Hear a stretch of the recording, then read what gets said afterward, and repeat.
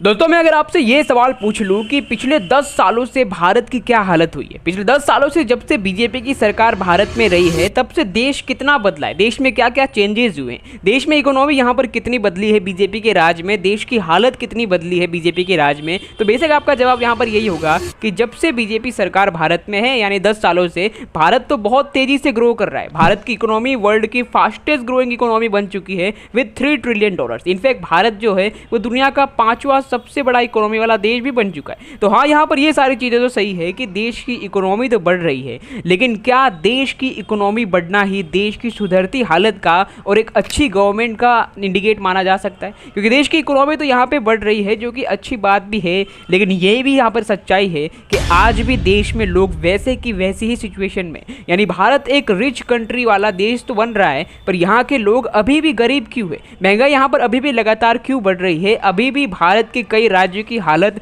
वैसी की वैसी क्यों है जैसे पिछले 10 सालों में थी। तो यहाँ पर ये चीज़ें आपको यहाँ पर जरूर से जाननी चाहिए कि सिर्फ इकोनॉमी को छोड़कर देश में पिछले 10 सालों से महंगाई का क्या हाल है बीजेपी के राज में। पिछले 10 सालों से जब से बीजेपी की सरकार देश में आई है, देश में रही है सरकार बनाकर, तब तक लोगों की गरीबी यहाँ पर बढ़ी है या फिर इसमें कोई गिरावट भी देखने को मिली है या फिर नहीं। उसके अलावा पिछले 10 सालों से बीजेपी के राज में कितने लोगों को रोजगार दिया जा चुका है और देश की बेरोजगारी की क्या हालत है। सवाल यहाँ पर यह है कि पिछले 10 सालों में मोदी के द्वारा देश की इकोनॉमी, देश में महंगाई, देश की गरीबी, बेरोजगारी, करप्शन, देश की डेमोक्रेसी में क्या क्या बदलाव देखने को मिला है, कौन कौन से अच्छे काम पिछले 10 सालों में बीजेपी के राज में किए जा चुके हैं, कौन कौन से बुरे काम हैं जिसे देश बहुत ही नीचे गया है। आइए जानने की कोशिश करते हैं सभी चीज़ों को आज की इस वीडियो में।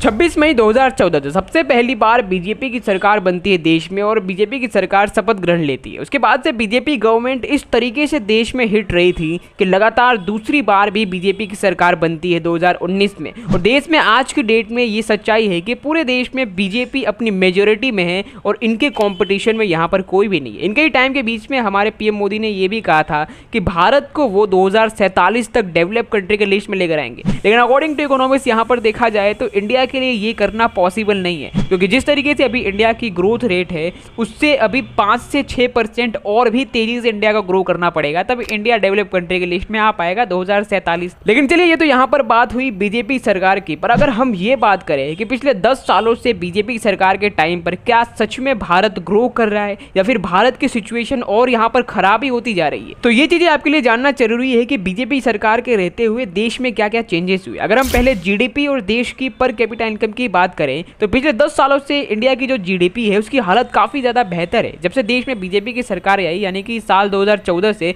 तब भारत की इकोनॉमी जो हुआ करती थी वो वर्ल्ड की 10th लार्जेस्ट इकोनॉमी हुआ करती थी, और आज के टाइम पर यानी 10 साल बाद भारत की इकोनॉमी वर्ल्ड की 5th लार्जेस्ट इकोनॉमी बन गई है विद अप्रोक्सीमेटली $3.7 ट्रिलियन।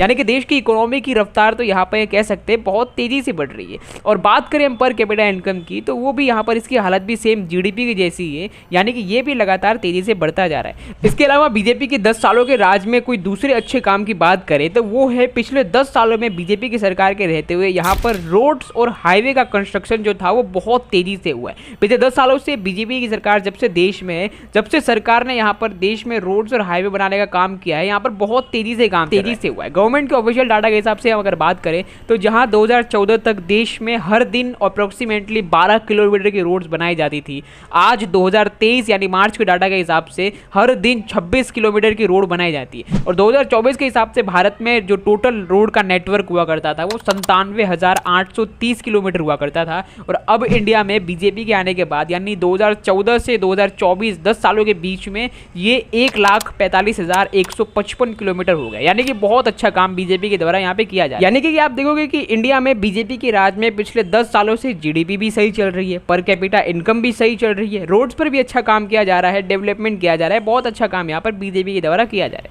अब पक्का आप यहाँ पर ये सोच रहे होंगे कि बीजेपी सरकार तो बहुत अच्छा काम कर रही है, लेकिन यहाँ पर कई सारे ऐसे पॉइंट्स भी है जो ये इंडिकेट कर रही है कि इंडिया की हालत पिछले 10 सालों में बहुत ही तेजी से खराब हुई है। वो कौन से पॉइंट है, चलिए मैं आइए आपको समझाता हूँ। देखो, देश में जीडीपी, इकोनॉमी, इंफ्रास्ट्रक्चर पर तो पैसा यहाँ पर खर्चा किया गया है बीजेपी के द्वारा, जो कि सही भी है, लेकिन पिछले 10 सालों से बीजेपी के राज में अब तक जिस तरीके से इंडियन करेंसी यानी इंडियन रुपया का दाम जिस तरीके से बाजार में गिरा है उतनी तेजी से तो कांग्रेस के राज में भी नहीं गिरा था। 2014 में जब बीजेपी की सरकार आई थी तब $1 जो हुआ करता था वो करीबन 59 रुपए का हुआ करता था। और 2014 से 2024 तक जब तक बीजेपी की सरकार है, इंडिया में करेंसी 1.8% की तेजी से गिरावट में हुई है। यानी कि आज जहां 2014 में 59 होता था, आज 84 रुपये हो गया है। दोस्तों यहाँ पर ये एक हार्ड रियलिटी है जो देश में सभी लोगों को मानना ही पड़ेगा। ये हार्ड रियलिटी है कि देश में सरकार इकोनॉमी बढ़ रही है, जीडीपी बढ़ रही है, ये कहकर लोगों को थोड़ा सा डिस्ट्रैक्ट कर देती है। लोगों का ध्यान यहाँ पर इस वजह से गिरते हुए रुपये के दाम पर जाता ही नहीं है। अभी आप में से बहुत से लोग ऐसे होंगे जो ये सोच रहे होंगे कि अच्छा चलो बीजेपी के राज में रुपया की कीमत गिर रही है तो ठीक ही है, इससे हमारी जेब पर थोड़ी ना फर्क पड़ने वाला है। आप सोच रहे होंगे कि कोई बात नहीं, देश का रुपया गिर रहा है लगातार इतनी तेजी से, तो इसमें कोई इतनी परेशानी वाली बात तो नहीं है, क्योंकि देश की इकोनॉमी तो बढ़ी रही है। लेकिन देश की इकोनॉमी की बात करने से पहले अगर आपने थोड़ी सी इकोनॉमिक्स पढ़ी हो तो आपको यहाँ पर यह पता होगा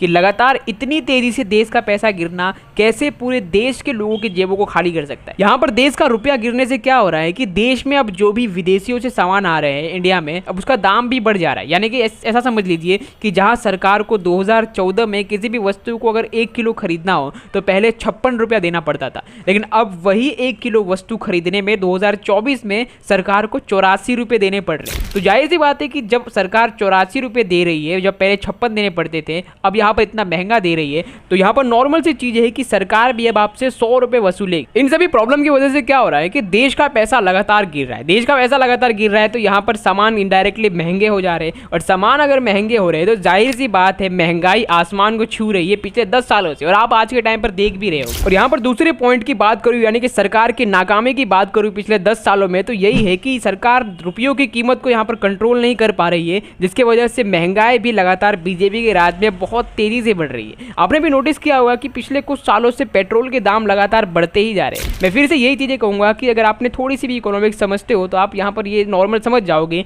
कि बढ़ते पेट्रोल के दाम देश में कैसे इन्फ्लेशन रेट यानी कि महंगाई बढ़ाने के लिए एक जिम्मेदारी। तीसरी नाकामी की बात करें सरकार की, बीजेपी सरकार की भारत में रहते हुए, तो वो हेल्थ सेक्टर और एजुकेशन सेक्टर पर ध्यान न देना था। इसके अलावा एजुकेशन सेक्टर के साथ भी यहाँ पर सेम ऐसा ही हुआ। सरकार ने 2014 की जो मैनिफेस्टो था उसमें यह कहा था कि एजुकेशन पर किया गया इन्वेस्टमेंट सबसे अच्छा रिटर्न देता है। ये वादा किया था 2014 में कि आने वाले सालों तक बीजेपी सरकार देश में एजुकेशन सेक्टर पर 6% तक का कंट्रीब्यूशन जीडीपी में बढ़ाएगी। लेकिन आगे क्या हुआ आप जानते हो? देश में कांग्रेस की सरकार की बात करें हम 2004 से 2014 तक यानी 10 साल तक, तब तक कांग्रेस के टाइम में एजुकेशन पे टोटल 0.61% का कंट्रीब्यूशन जो था वो जीडीपी में जाता था। वही बीजेपी के टाइम पर यानी कि 2014 से 2024 तक यानी 10 साल तक 6% का वादा किया था कंट्रीब्यूशन का जीडीपी में, पर वो 0.44% का यहाँ पर हुआ है पूरा। तो आप देख ही सकते हो पिछले 10 सालों में सरकार ने यहाँ पर एजुकेशन और हेल्थ सेक्टर पर ध्यान नहीं दिया है, और यहाँ पर अपने मैनिफेस्टो पर भी वो खड़ा नहीं उतर पाई। इसके अलावा यहाँ पर और भी सारी ऐसी चीज़ें हैं जो बीजेपी के राज में अच्छी भी है, बीजेपी के राज में बुरी भी है। तो यही थी आज की वीडियो। अगर आपको ये वीडियो पसंद आई हो तो ऐसी और वीडियोज़ के लिए लाइक एंड सब्सक्राइब जरूर करें।